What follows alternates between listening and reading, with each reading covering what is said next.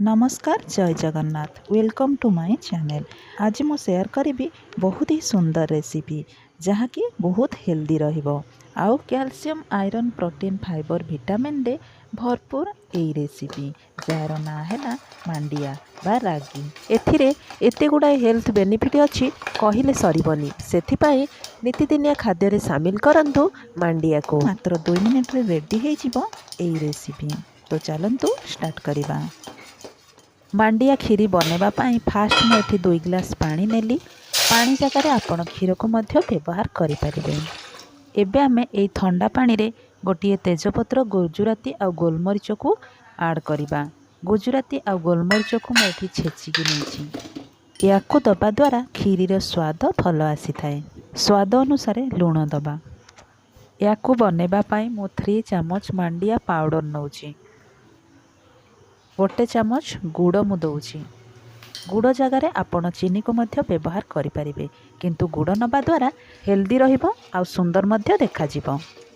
एबे आमे भल भाबरे गोलेबा जेमती सब जिनस भल भाबरे मिसी जिवो। सब भल भाबरे मिसी जाइछि। एबे आमे गैस को हाई करबा आ फुटिया पई छाड़िबा। देखंतु एबे भल भाबरे फुटी आसिलानी आ गैस को लो फ्लेम करिकि किछि समय सिझिबा पई आमे एमती कंटिन्यू गोलौथबा।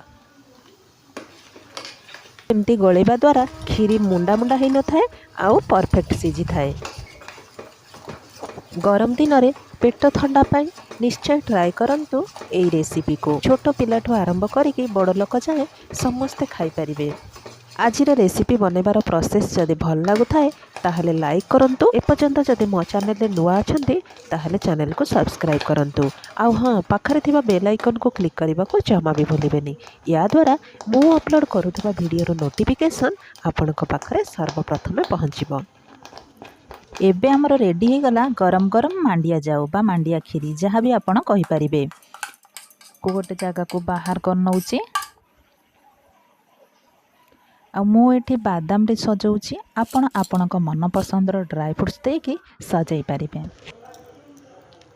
आको आपण एमती गरम गरम खीरी परिका भी खाई पारिबे नाइ तो राति रे फ्रिज रे रखिकी सखाळु खाइबे बहुत ही भल लागिबो आ पेट भी ठंडा रहिबो। तो आजिर वीडियो केमती लागिला कमेंट सेक्शन में निहाती जणांतु। आउ जदि आजिर वीडियो भल लागु थाए ताहले लाइक करंतु।